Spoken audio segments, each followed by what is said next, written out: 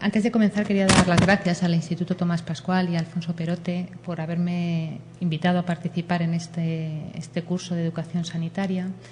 y para hablar de lo que a María José y a mí nos gusta y lo que estamos trabajando, que es la enfermedad de Parkinson. Mi parte que me corresponde ya, como ha indicado María José, es más corta y yo intentaré aún disminuirla un poquito más para ajustarnos al tiempo y que podáis hacer preguntas que quizás sea lo que más os interese. Hace justo un mes ha sido el Día Internacional del Parkinson y un poco el logo que viene ahí reflejado refleja un poco los aspectos en cuanto al tratamiento de la enfermedad de Parkinson que me toca a mí ahora desarrollar, ¿no? Y es que no solamente el neurólogo con su capacidad de diagnosticar y de orientar los tratamientos a nivel de fármacos o las otras opciones quirúrgicas tiene que intervenir en el manejo de esos pacientes. Hay muchos otros especialistas, tanto sanitarios como no sanitarios, que pueden aportar su grano de arena y a veces de forma muy importante en algunos de los trastornos que no responden a medicación, pues que pueden contribuir mucho en que las personas así afectadas de esta enfermedad se encuentren mucho mejor. De manera un poco paralela, como viene desarrollado en el capítulo, hablaré un poco del apoyo psicológico y social a estas personas y a sus familiares, de los aspectos relacionados con la nutrición en la enfermedad de Parkinson, de las normas un poco de ejercicio, fisioterapia y otras medidas rehabilitadoras, la terapia ocupacional y, bueno, una pequeña referencia un poco a cómo pues, los cuidadores y la familia también contribuyen en gran manera al manejo de estas personas y cómo deberían ser atendidos, ¿no? Algunas de las imágenes de decorar la charla vienen de unos paneles que pudimos ver en el último Congreso Mundial de Parkinson que hubo en Glasgow y que son tapices elaborados por los mismos pacientes y que los han unido en unos paneles enormes y preciosos y a mí me gustaron, hice fotografías que algunas os mostraré. Bueno, yo creo que una de las tareas más difíciles en todo el manejo de estos pacientes muchas veces es comunicar el diagnóstico. María José ha comentado que muchos de estos pacientes tienen depresión e incluso en las fases más iniciales ya son pacientes que se encuentran tristes y abatidos, entonces comunicarles el diagnóstico de una enfermedad neurodegenerativa pues puede ser muy dificultoso y muchas veces no solo para la persona que lo sufre, sino para los familiares. Inicialmente, en ocasiones, niegan la enfermedad, niegan los síntomas, incluso llegan a justificar, no, yo no muevo este brazo o no tal, no, esto es por la artrosis o porque no quieren enfrentarse verdaderamente a lo que les está ocurriendo. Por otro lado, es una enfermedad, por así decir, conocida a nivel de la población general y las personas, pues más que a lo mejor escucharnos a nosotros o un poco la información que le podemos dar, pues ellos buscan en Internet, buscan en sitios donde la información no está del todo contrastada o tienen referencia de personajes públicos que han tenido esta enfermedad y que lo que recuerdan son pues, pacientes con enfermedad de Parkinson muy avanzada y muy severamente discapacitados, ¿no? Pero bueno, en todo en la vida, ¿no? Los vasos pueden estar medio llenos o medio vacíos, entonces quizá también nos toca explicar qué es la enfermedad neurodegenerativa que actualmente dispone de un mejor tratamiento, de la que disponemos multitud de fármacos y otras opciones para las fases más avanzadas cuando la respuesta a los fármacos ya no es tan óptima. Es una enfermedad que no disminuye la esperanza de vida actualmente. Tener un Parkinson te la fastidia, pero no te mata antes. Y además es de lenta evolución, con lo cual muchas veces una forma de afrontar es la perspectiva a largo plazo, es decir, bueno, acabamos de diagnosticar. Ahora mismo la respuesta a la medicación durante los primeros 5 años, aproximadamente de media en el global de los pacientes, puede ser tan satisfactoria que ni la persona, ni el neurólogo que le ve, ni las personas que le ven por la calle aprecien ningún síntoma. Es el periodo que se dice de luna de miel, en el cual pues la medicación le hace tan buen efecto que desaparecen todos los síntomas y los signos. Y bueno, pues puedes venderle que si hasta que el paciente ya esté severamente, o sea, más afectado y empiecen otra serie de problemas, pues van a pasar 10, 15 años. Y lo que es cierto es que el tratamiento del que disponemos ahora mismo para la enfermedad de Parkinson no tiene nada que ver con el que teníamos hace 15 años, con lo cual hay que ofrecer esas esperanzas, ¿no? Entonces, hay que intentar apoyar e ir resolviendo las dudas, muchas veces de forma paulatina, no en la primera vez que te pones a comunicarlo, pues todo lo que se ha contado en la hora anterior, pues decir todos los problemas que puede tener, todas las opciones, porque si no es abrumador, ¿no? Muchas veces yo creo que este apoyo pues lo pueden hacer mejor muchas veces profesionales, psicólogos, pero muchas veces desgraciadamente en la Seguridad Social no disponemos de personas que puedan prestar sus servicios para nuestros pacientes, ¿no? El caso es que también los pacientes, cuando se les diagnostica, aparte de problemas médicos o problemas, consecuencias inmediatas de la limitación física que les puede producir el Parkinson, pues se empiezan a preocupar por si tienen que trabajar, si no dejan de tal, que lo que les va a quedar de pensión, entonces también, pues, por ejemplo, asesoría legal pueden serles de mucha ayuda, la intervención de un asistente social que les ayude un poco a orientar la búsqueda de recursos o el cómo planificar a largo plazo una serie de decisiones vitales que pueden ser de mucha ayuda, pues puede ser de gran interés. En muchas de estas cosas también las asociaciones de enfermos tienen mucha importancia, porque muchos de esos aspectos no vienen cubiertos por el sistema sanitario público, y entonces ellos en las asociaciones pues tienen muchas veces contratados profesionales de la salud que pueden cubrir estos aspectos psicológicos, los aspectos a un asistente social, y luego también yo creo que es muy importante el que se pueda favorecer el contacto entre personas que están sufriendo lo mismo y se crean grupos de ayuda mutua, y muchos entre ellos mismos pues llegan a ser los grandes expertos de esta enfermedad, y así te das cuenta cuando contactas con las asociaciones. Son personas que están viviendo, los cuidadores y los enfermos que viven con la enfermedad a diario, y muchas veces te enseñan muchas más cosas que las que vienen escritas en los libros. Aparte de esto, quería centrarme ahora un poquito en los problemas nutricionales en la enfermedad de Parkinson. Ya ha sido introducido que hay distintos aspectos que pueden condicionar que una persona con Parkinson llegue a no tener a estar desnutrida, ¿no? Desde fases muy iniciales, los pacientes no tienen alterado el olfato y el gusto, y entonces esto les puede hacer no tener tanta apetencia por los alimentos. Hay problemas gastrointestinales, tanto el lentecimiento del vaciado gástrico como estreñimiento, que les puede producir una sensación de plenitud y falta de apetito. Hemos comentado ya la depresión, que es una de las entidades que más frecuentemente puede cursar con pérdida de peso. Los pacientes con Parkinson, por otro lado, tienen menos sed, tienen menos sensación de sed que las personas normales, y tienen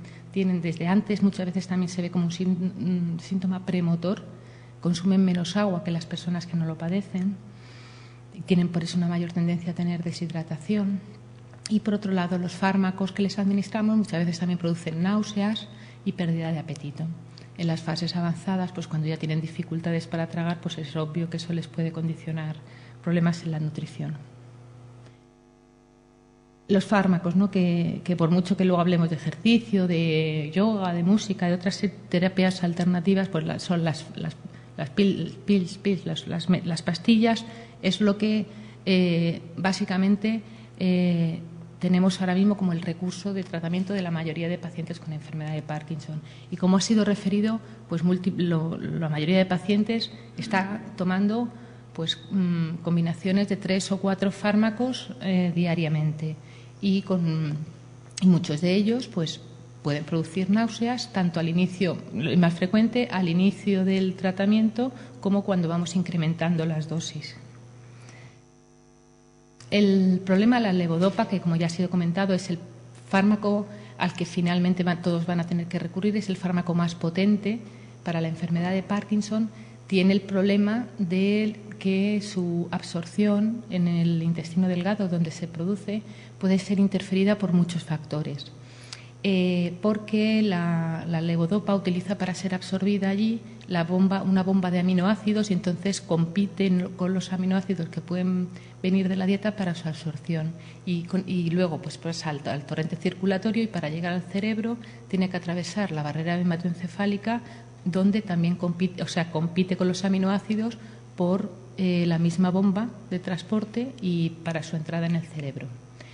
Entonces, por ejemplo, los alimentos grasos enlentecen el vaciado gástrico y pueden hacer que cuando ya se produzca el paso desde el estómago al duodeno, pues la levodopa ya no se absorba igualmente o tarde más en hacerle el efecto. Hemos comentado, las proteínas compiten y entonces en algunas ocasiones en pacientes en los que puedes usar como un recurso terapéutico el recomendarles que las proteínas solamente las ingieran por la noche, para que durante las tomas diarias pueda ser más predecible el efecto, puedan saber cuando toman la medicación cuánto tiempo les va a tardar en hacer y reservar las proteínas a la noche, porque ya piensas que pues aunque esté un poco más lento o más torpe durante la noche, pues no importa tanto como durante el día. Lo que pasa es que también esto conlleva el riesgo de que tengan una cinesia nocturna importante y riesgo de desnutrición, ¿no?, proteica, porque dices tú solo con la cena y no es habitual en nuestra dieta hacer las cenas fuertes y a veces pues les faltan proteínas, ¿no? En ocasiones también los pacientes nos refieren que cuando toman la dopa con dulces notan como que les hace más efecto, y es que un pico de insulina también puede eliminar aminoácidos de la sangre y favorecer, o sea, evitar esa interacción que puede haber por la bomba de absorción y favorecer tanto la absorción intestinal como el paso al cerebro de la dopa. Entonces podemos recomendar a los pacientes que se tomen la medicación antes de las comidas, pero bueno, eso generalmente tienen más náuseas, tienen más epigastralgia. Y para ello a veces le decimos tómese domperidona, motilium, incluso 30 minutos antes del medicamento, luego el medicamento y luego la comida, ¿no? Que bueno, muchas veces es dificultoso, ¿no? Entonces, a veces pues también la forma de recordárselo más fácil o de que el cuidador esté pendiente es asociado a las comidas, sabiendo que tanto con o como después la absorción de la levodopa puede ser más errática, y eso sobre todo nos importará cuando la enfermedad de Parkinson es avanzada. En fases más iniciales pues no nos importa tanto porque, como ya ha sido comentado, pues a lo mejor el paciente incluso se salta una de esas tomas y no lo echa de menos. El efecto de la levodopa, como tiene más neuronas aún en el cerebro que son capaces de almacenarla, pues tiene ahí como una reserva. Sin embargo, cuando ya las neuronas que quedan son muy poquitas, la persona depende mucho de los niveles plasmáticos de dopa que tenga en cada momento. Y entonces es en esos pacientes más avanzados en los que hay que estar más pendiente de los intervalos entre las tomas, las normas de administración, recomendarles que sea siempre con agua, o por lo menos que establezcan que si lo hacen de una forma o de otra, las consecuencias pueden ser distintas. Entonces, en general, se recomienda que tengan una dieta variada, rica en fibra. Se recomienda que la proporción de proteínas de origen vegetal sea mayor que de las de origen animal. Hay que tener en cuenta que en algunos productos, como las habas y los guisantes, tienen mucha cantidad de dopa, y entonces en pacientes incluso que toman, por ejemplo, yo tengo uno que además de vez en cuando le hace gracia y todo, se toma las habas y les produce muchísimas discinesias. Y de hecho en países, en Sudamérica, en sitios donde no tienen recursos farmacéuticos, hay veces que las personas, sabiendo que con esto pues algo de efecto les hace, y lo utilizan como tratamiento. Como son personas que tienen también hacen menos ejercicio y tienen más riesgo de caídas, hay en algunos guías se recomienda que se les dé también suplementos de vitamina D y de calcio para evitar la osteoporosis y las fracturas asociadas a las caídas, que son muy frecuentes en estos pacientes. El tratamiento del estreñimiento, aunque ahí viene pues puede ser verdaderamente una de las hándicaps más importantes y puede ser una obsesión tanto del paciente como del cuidador, y puede ser llegar a ser un estreñimiento bestial. Además, el paciente muchas veces la medicación, mientras que no logra la defecación, no logramos que sea eficaz. Y te dicen, bueno, el día que defeca, a lo mejor se pasan unas semanas sin conseguir ir al baño, entonces les hace efecto la medicación como atrasada. O sea, eso indica que todos estos problemas farmacocinéticos de la absorción de levodopa también se ven influenciados, pues eso, por el entrecimiento de la motilidad intestinal. Entonces, muchas veces se les educa a los pacientes para en qué momento tienen que intentar hacer de vientre, aprovechar los momentos ON, los momentos en los que están mejor de movilidad general, cómo hacer ejercicios de contracción abdominal. O sea, como veréis, muchos de las normas en la fisioterapia y es un poco recordar cómo se deben realizar tareas que nosotros tenemos ahora programadas y como semiautomáticas y que nadie se plantea cómo tiene que vestirse, o cómo tiene que caminar o cómo tiene que ir al baño, porque tú lo haces de forma, pues en la enfermedad de Parkinson, de forma muy característica se pierden todas esta capacidad de realizar los movimientos semiautomáticos. Y entonces, pues son normas un poco para que él de forma consciente vaya al váter y lo haga de la forma adecuada. Hay que recomendar que tomen mucha agua, que hagan ejercicio, que incrementen la proporción de fibra en la dieta y cuando con eso no es suficiente, pues suplementos de fibra, teniendo en cuenta que cuando se instaura la fibra tiene que ser de forma gradual porque si no puede producir mucha flatulencia y además teniendo en cuenta que como la puede producir saciedad, no vaya a ser que les perjudique en cuanto que tengan menos hambre y se nutran peor. Y si te tiene que llegar a usar algún tipo de laxante, pues los más suaves posibles, lubricantes o las sales de magnesio, y intentar evitar pues que laxantes más estimulantes porque luego muchas veces llegan en una espiral que ya tampoco les hace efecto y reservarlos para momentos puntuales. En cuanto a la disfagia, pues hay alguna serie de normas, como puede ser emplear distintos cubiertos o platos adaptados. A los pacientes algunos en realizar ejercicios faciales y de la región orolingual y estimulación orofaríngea antes del acto de la deglución les puede ir bien.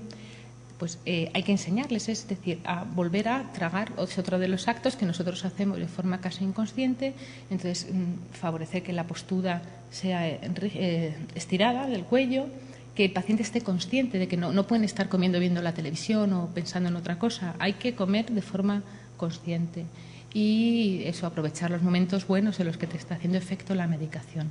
Entonces, como pequeños trocitos de comida en pequeñas proporciones, que sea de una consistencia homogénea, que estén lubricados, cómo los tienen que masticar, pensar que lo están masticando, cómo los tienen que pasar a la parte más posterior y hacer el gesto de tragar. Entonces, pues esto es un poco en las fases iniciales no existe una disfagia franca, pero sí que en las fases más avanzadas esto ocurre. Entonces, llega un momento en que los pacientes empiezan a tener dificultades y muchas veces lo preguntamos como si les da tos cuando comen. Eso indica que ya están teniendo microaspiraciones, que parte del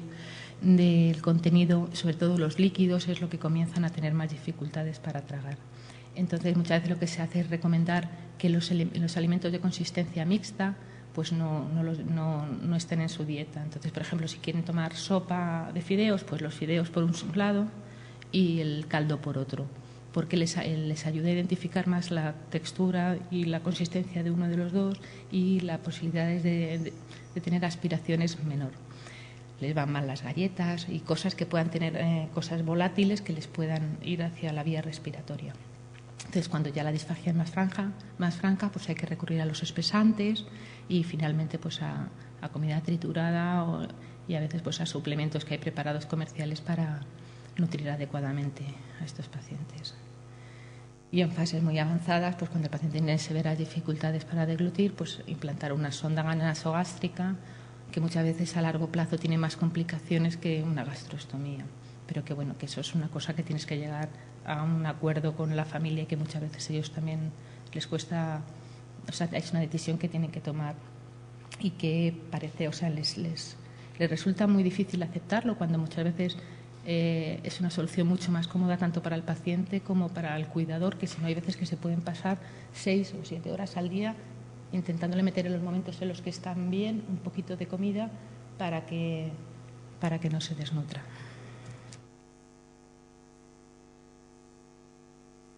No hay ningún factor, ninguna sustancia a nivel nutricional que se haya visto que interviene en ningún factor nutricional que en exceso o que en defecto se haya visto que provoque la enfermedad de Parkinson o que influya en su evolución. Se ha visto que la vitamina E u otros antioxidantes no influyen en tener más o menos enfermedad de Parkinson ni en que vaya mejor o peor. Se hizo un pequeño ensayo, o sea, un ensayo con un número limitado de pacientes estudiando el efecto de la coenzima Q10 a grandes dosis, y ahora se está replicando este estudio en fase 3 porque se vio que quizás podía enlentecer el curso de la enfermedad. Y también se está haciendo otro ensayo con vitamina D3. Pero bueno, esto por ahora no hay ninguna recomendación a nivel de suplementos de vitaminas que hacer a los pacientes porque no hay establecido nada. La cafeína se piensa, en algunos estudios se ha visto que puede proteger de desarrollar enfermedad de Parkinson, pero al estudiarlo, pues como en todos los factores son muy difíciles de luego precisar, porque cuando se ha hecho un estudio más grande, pues se ha visto que sí, que en los varones puede ser que proteja, pero no en las mujeres, donde incluso puede incrementar el riesgo. Entonces hay que evaluar el café, cuántas tazas de café, cuánto está cargado, porque en algunos países un café significa una cosa que no tiene nada que ver con otra y tal. El consumo de té también se ha relacionado, pero de una forma científicamente comprobada, con un menor riesgo de Parkinson.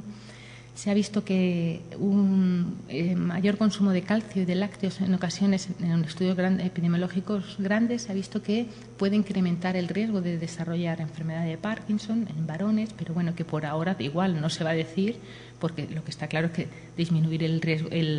la toma de calcio de productos lácteos tiene mucho efecto deleterio, que sabemos ahora mismo que una hipótesis de que pueda disminuir la prevalencia, la incidencia de Parkinson. Se ha observado que también en algún estudio epidemiológico un aumento del ácido úrico puede proteger de la enfermedad de Parkinson y hacer que la progrese más lentamente. Y ahora se está haciendo un ensayo con la inosina, que es un precursor del ácido úrico, para ver si verdaderamente esto se comprueba. Ha habido estudios con los ácidos omega 3, en los cuales, pues,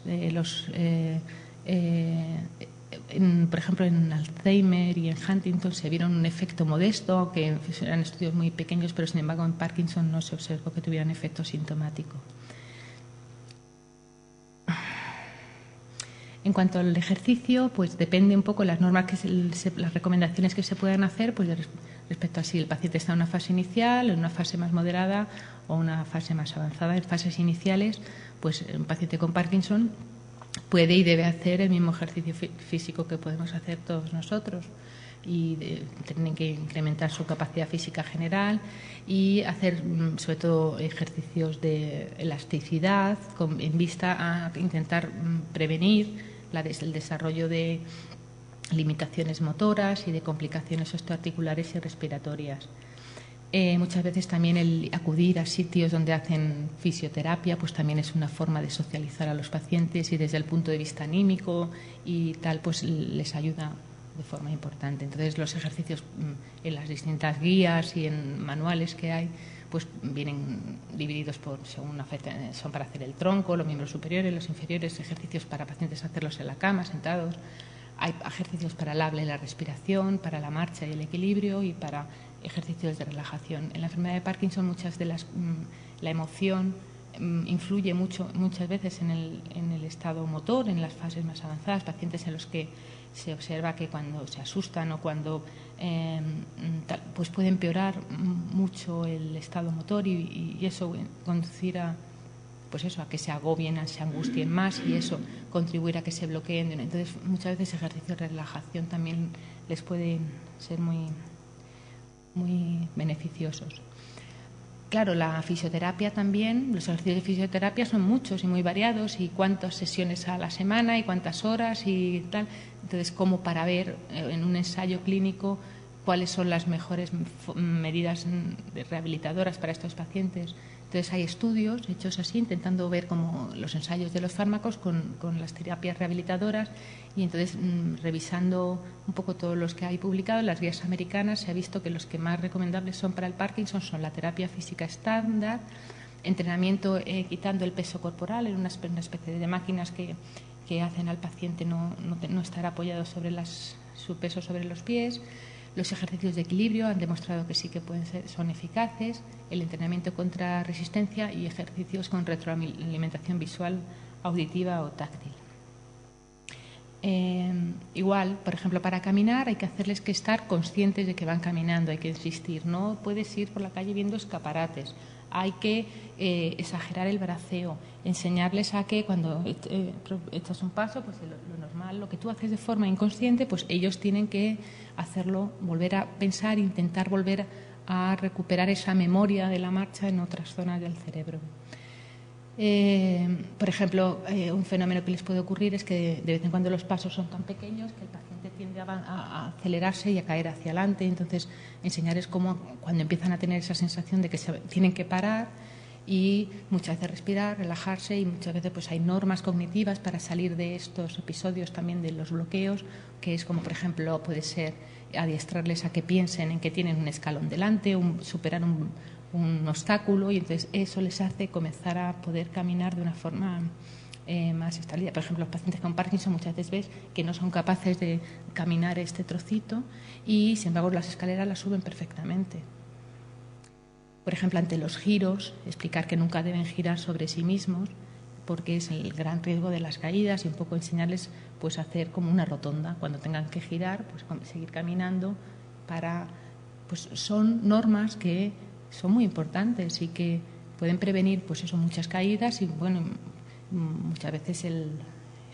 grandes bajones en la calidad de vida de estos pacientes es debido a complicaciones de este tipo, fracturas de cadera y tal. La terapia ocupacional muchas veces va imbricada con las medidas de fisioterapia y se encarga de potenciar habilidades para mantener la funcionalidad, mantener el movimiento articular, estimular la velocidad y precisión de los movimientos, la comunicación, enseñar algunas ayudas técnicas de las que pueden beneficiarse los pacientes y a prevenir limitaciones que pueden tener asociadas. Entonces, bueno, pues esto simplemente, por ejemplo, a la hora de vestirse, cosas que nosotros hacemos de forma rápida y pensando en otra cosa, pues un poco cómo organizarse para que el acto del vestido sea lo más cómodo y más preciso en estas personas. Muchos de estos problemas que tienen no solo vienen condicionados por los problemas motores, sino un poco también por los problemas cognitivos que tienen estos pacientes.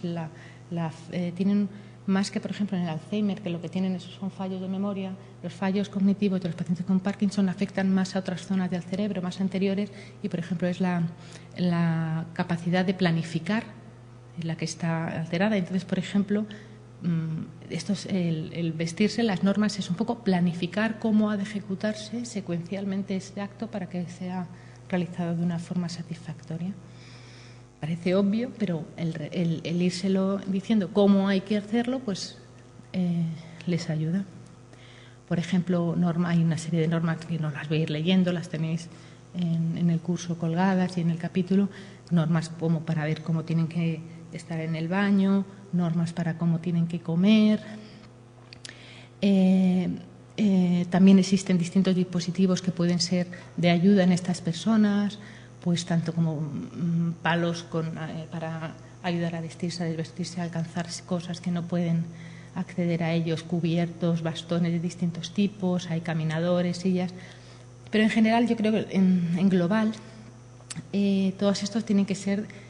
analizadas y individualizadas en cada persona. De hecho, por ejemplo, hay caminadores que en determinados pacientes con Parkinson no solo no les ayudan, sino que les suponen un estorbo porque les bloquean más. Hay caminadores con ruedas, caminadores con 4 ruedas, con 2 adelante, con frenos, no con frenos, unos que pesan mucho, otros. Entonces, cada uno de estos hay que valorar en cada persona de forma individualizada si le va a ser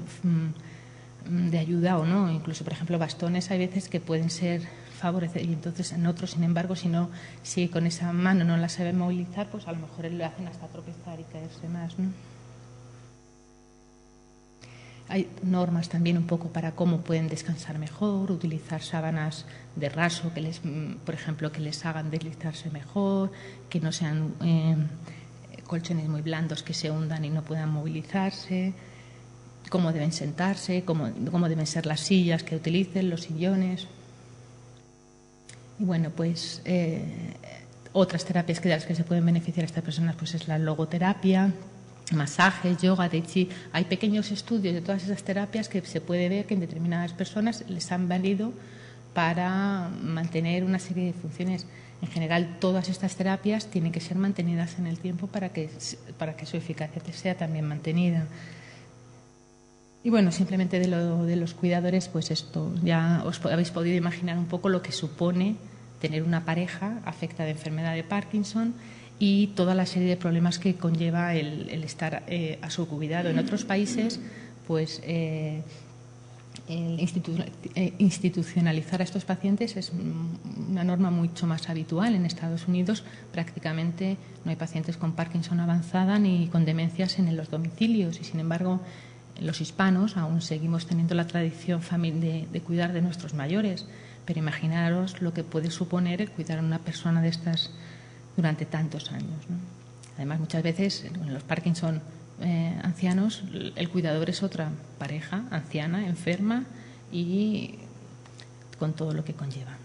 Y bueno, por otro lado, a lo mejor si son los hijos que se implican, pues afecta a toda la estructura familiar, a ver quién deja de trabajar, broncas familiares sobre quién tal, o sea que es que muchas veces es un problema muy, muy difícil de abordar en todos sus aspectos. Y una de las cosas que también carecemos un poco de tenerlo bien estructurado es cómo poder hacer llegar a los cuidadores pues toda esta información, toda esta formación que les podría ser de tanta ayuda, ¿no? Porque nosotros en la consulta médica disponemos de 5 o 10 minutos para un paciente y para poco más, y entonces pues muchas de las cosas que pueden ser tan importantes pues no se las transmitimos. Yo creo que también vosotros como farmacéuticos podéis tener un papel muy importante en todo esto, en la enfermedad de Parkinson. Yo creo que la oficina de farmacia, al ser tan extendido y ser un sitio donde accede tan fácilmente la población, pues puede ser un sitio pues donde pues pueda promover, acceder a sitios donde se puedan obtener información adecuada, divulgar estos conocimientos, contribuir a divulgar estos conocimientos, cada uno en la zona en la que trabaje, pues a lo mejor saber establecer pues una serie de recomendaciones a las personas que allí acudan, ¿no? En cuanto a los tratamientos, pues